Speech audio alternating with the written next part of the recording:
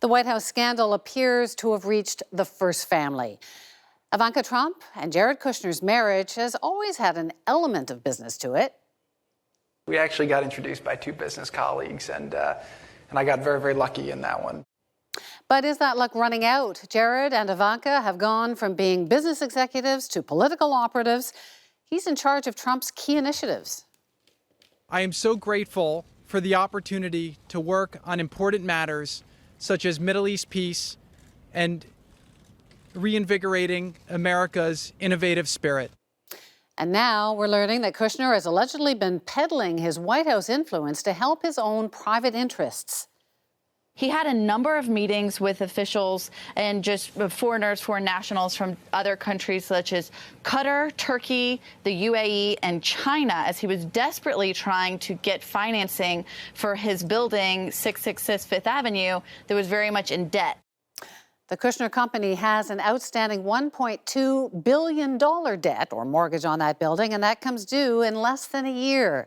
And now, NBC News is reporting that Special Counsel Robert Mueller is investigating whether the White House supported an economic blockade against Qatar after Kushner failed to get a loan from former Qatari Prime Minister.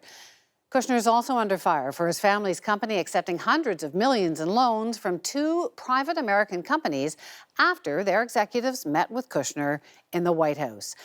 And a security clearance was downgraded recently when it was reported that foreign governments like Israel and China see him as an easy target for manipulation.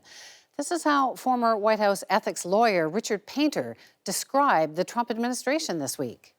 This is the way you run a banana republic. You have a strong man and his family are running everything and making a lot of money in their businesses. It's clear that Mueller is coming, but until this week, the conversation has been obstruction of justice. Now it's about corruption and influence peddling. I'm joined by former Watergate prosecutor Richard Ben-Veniste in Washington, D.C. Thanks so much for joining us. We heard that... Good morning, Wendy. Thank you. Yeah, we heard that ethics official compare the White House to a banana republic. Would you go that far? Well, the disregard for normative behavior in connection with hiring relatives, nepotism, and conflict of interest is simply stunning. And that was a Republican who gave you that comment, Richard Painter, who worked in the Bush administration. So let's start with Jared Kushner. He's now being investigated for his dealings with Qatar, Israel, China, possibly these two loans from private equity firms after meetings in the White House. It sounds like the Mueller investigation or the investigations here are moving from obstruction of justice to influence peddling. Is that your sense? Is this net widening?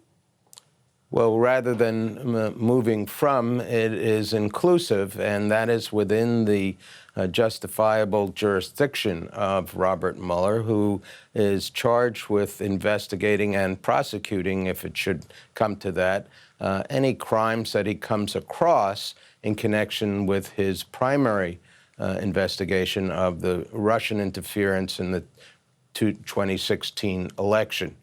And here you have the chickens of nepotism and conflict of interest coming home to roost in the person of Jared Kushner, who did not divest fully from his business interests.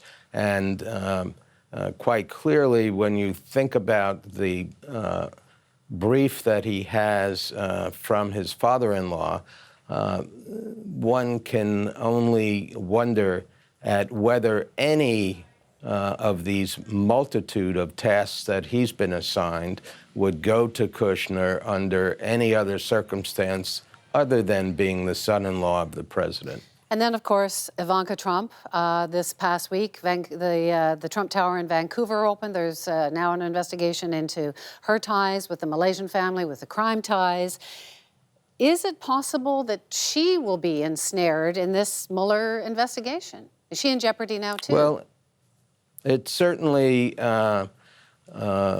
likely that this raises questions, particularly if there are any assertions of money laundering by individuals perhaps Russians who may have invested in this project.